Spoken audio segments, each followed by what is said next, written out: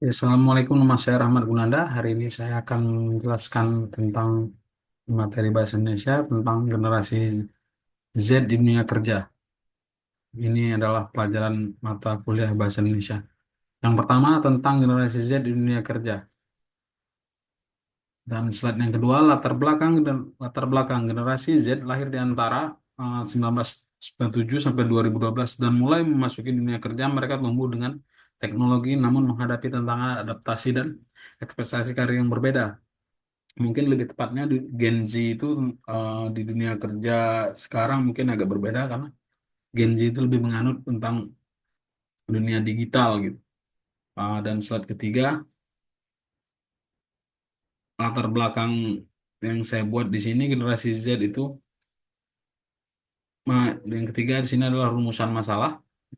Satu, apa itu Gen Z? Dua, apa itu karakteristik Gen Z? Dan tiga, apa tantangan di dunia kerja? Empat, bagaimana solusi menghadapinya? Kalau di sini apa itu Gen Z? Generasi Z adalah kelompok orang yang lahir kira-kira antara tahun 1997 sampai 2012 setelah generasi milenial.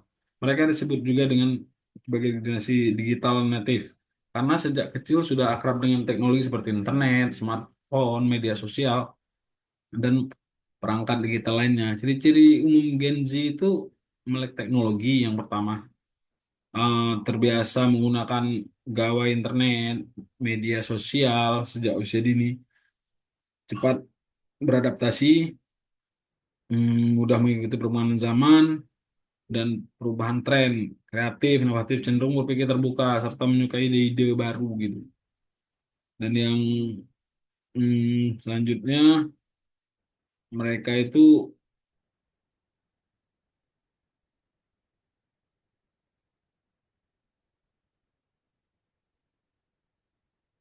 selanjutnya itu mereka itu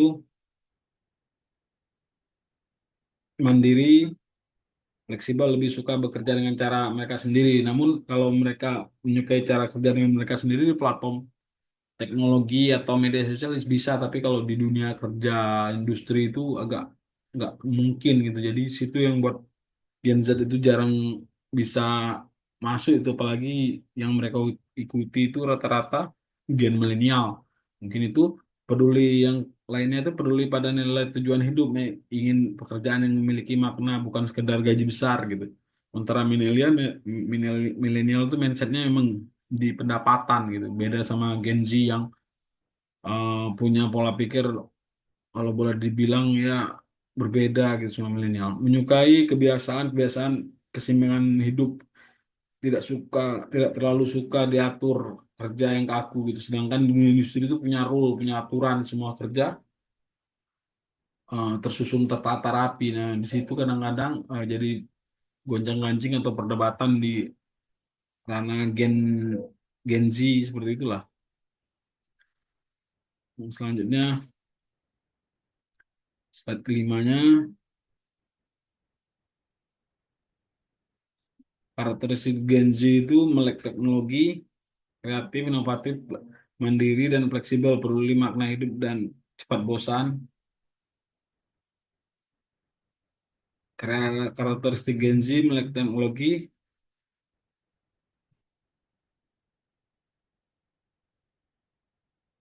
eh yang keenam, tantangan Gen Z, perbedaan nilai antara generasi dan kebutuhan soft skill. Tiga, perubahan dunia kerja cepat, work-life balance, krisis fokus digital mereka itu.